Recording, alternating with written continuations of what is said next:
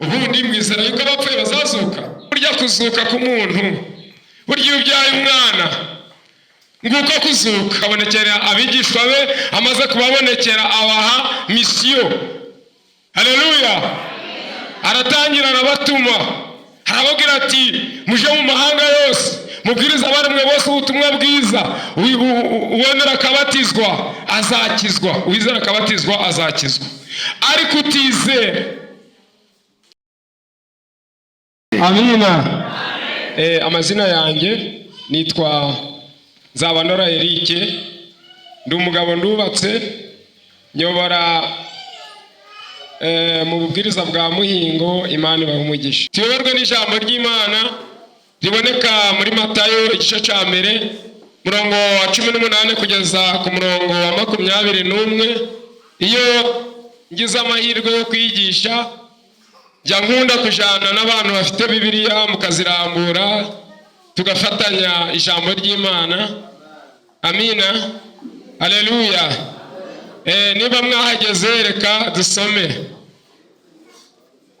Matayo igice cya mbere murongo wa 18 kugeza ku murongo wa 21.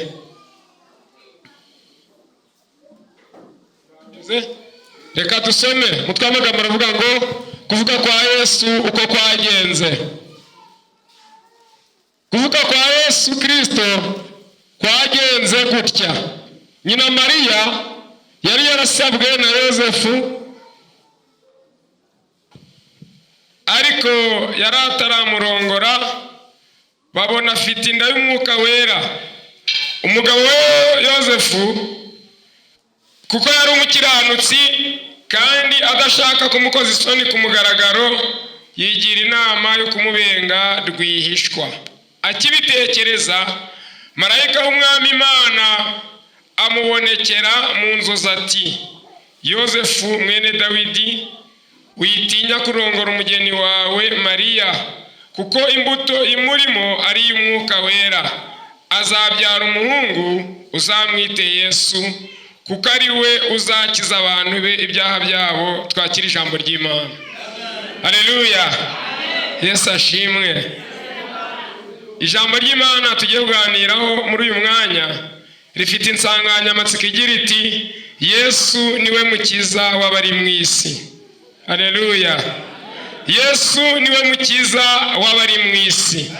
Iryo ni izina ryavuzwe na marayika ubwo yasuraga umugabo bita Yosefu, aramubwira ati: Yosefu, witinya kurongora umugeni wawe, kuko indi murimo ari iy'umwuka wera. Azabyara umwana, uzamwite Yesu, kuko ari uzakiza abantu be ibyaha. Izina ry'Imana rihabwa icubahiro. Rero Yesu yazanwe mu isi no kugira ngo dukire ibyaha. Yesu yazanwe mu isi no kugira ngo ukire, nanjye nkire. Ariko reka nkubwire ngo agakiza ni ubuntu, ariko nanone kukakira ni ubushake bwawe. Amina. Yesu ashimwe. Kwakira agakiza ni ubushake bwawe. Kwakira agakiza nawe ugomba kubigiramo uruhare. Amina. Ijambo ry'Imana muri Mariko, Yesu nyuma yuko agera hano mu isi avuga ubutumwa, ndetse igihe kigeze baramufata baramubamba. Bamaze kumubamba, igihe kigeze arazuka. Niko ijambo ry'Imana ritubwira ngo ku munsi wa gatatu arazuka. Amaze kuzuka abonekera abigishwa be, amaze kubabonekera abaha misiyo. Haleluya.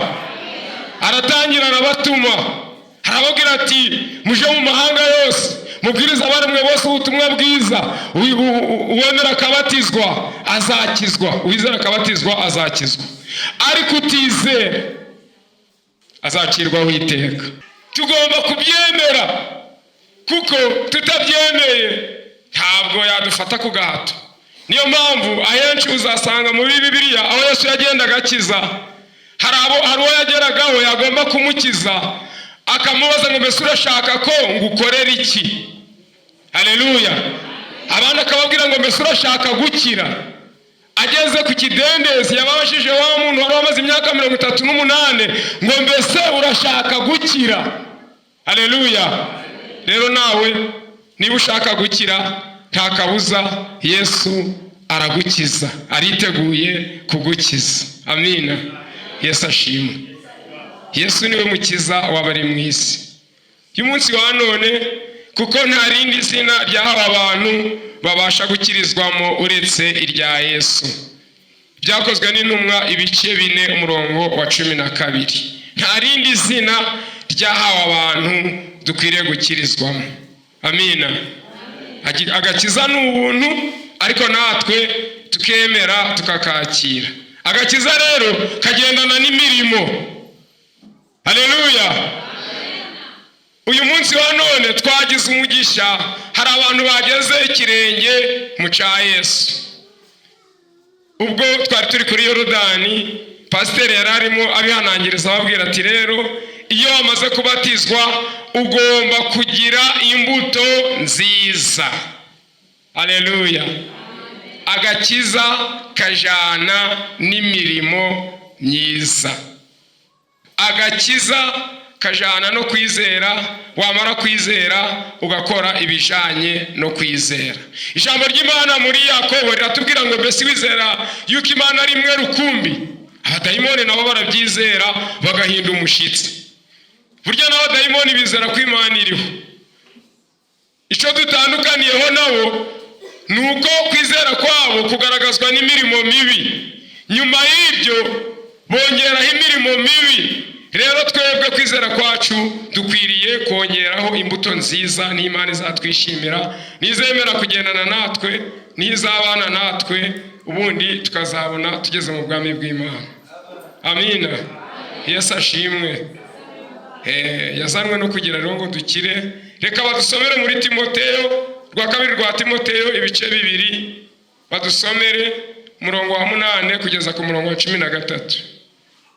Rwandiko rwa 2 Paulo yandikiye Timoteyo murongo wa 8. Timoteyo wa 2 ibice 2 umurongo wa 8 kugeza ku murongo wa 13. Niba hari umukozi w'Imana wabonye adusomere.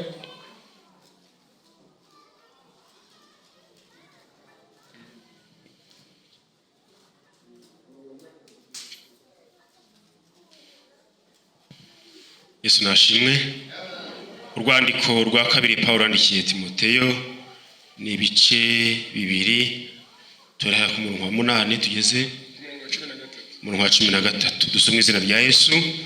Umutwe w'amagambo aratubwira ngo Paulo ahagurira Timoteyo kwitanga amaramaje.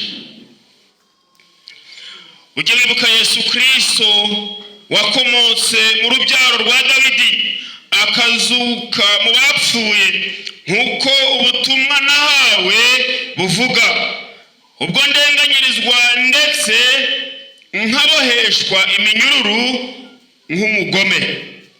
Nyamara ijambo ry'Imana ryo ntiriboho n'iminyururu. Nicyo gituma nihanganira byose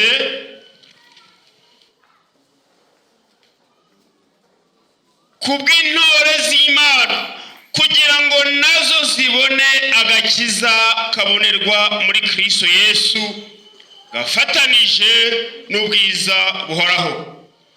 Iri jambo ni ryo kwizerwa ngo niba twarapfanye nawe tuzabanaho nawe, kandi nitwihangana tuzimana nawe, naho nitumwihakana nawe azatwihakana. Mwakira amagambo y'Imana. Umurongo wa 13. Kandi nubwo tutizera we ahora ari uwo kwizerwa, kuko atabasha kwivuguruza. Mwakira ijambo ry'Imana.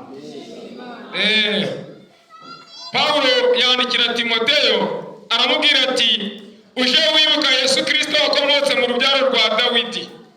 Amina. Aramubwira ati mu byukora byose uje wibuka Yesu Kristo wakomotse mu rubyaro rwa Dawidi. Arakomeza aramubwira ati akazuka mu bapfuye nk'uko ubutumwa nahawe buvuga. ubwo ndenganirizwa ndetse kaboheshwa iminyururu nk'umugome.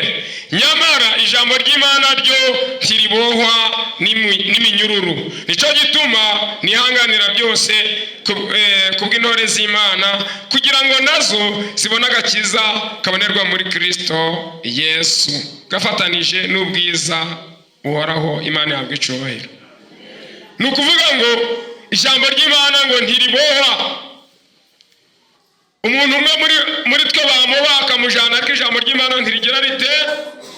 Igihe kimwe Yesu yigeze kubwira abigishwa be, arababwira ati niyo mwakwanga kunkorera n'amabuye, nubwo mutamvugira n'amabuye ahaguruka akagira ute, akavuga. Amina, haleluya. Mu yandi magambo, nudakorera Imana hari uzayikorera. Nudakorera Imana hari uzayikorera. Ushobora kwanga gukorera Imana ukibwira yuko uri kuyihima, ariko nutayikorera hari uzayihaguruka ayikorere kandi anezerewe. Haleluya, Yesu ashimwe. Pawulo aramwandikira ati rwose uje wibuka Yesu Kristo wakomotse mu rubyaro rwa Dawidi, nk'uko ubutumwa nahawe buvuga, ubwo ndenganirizwa.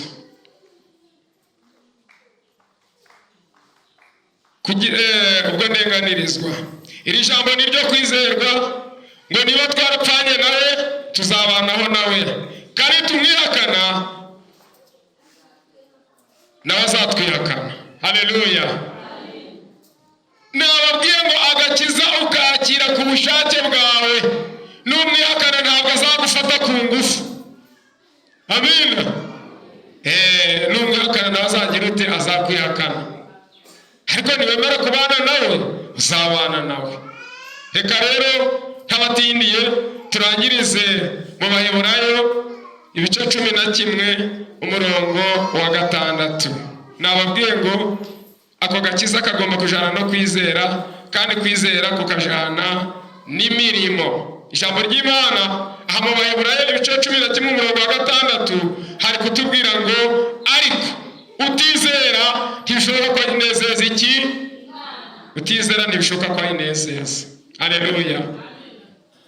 Buriya nigeze kuganira n'umuntu, hari igihe njangira nkigiye naba ndimo kwigisha nkabaza abantu ntariko ubundi mwizera yuko abapfuye bazazuka. Ukabona nko mu teraniro habonetse nk'umuntu umwe akavuga ati burya kuzuka k'umuntu, burya iyo ubyaye umwana nguko kuzuka. Haleluya. Nubwo yiga, nubwo atanga amaturo, nubwo atanga ubwitange n'ibindi bikorwa n'imiganda n'ibiki, ariko ntabwo yizera yuko abapfuye bazazuka. Si ikibazo? Haleluya. Abapasiteri muri kumva atari ikibazo? Ni ikibazo. Uwo murongo wo mu Baheburayo uravuga ngo utizera ntibishoboka ko anezeza iki? Imana ibamugisha mu izina rya Yesu.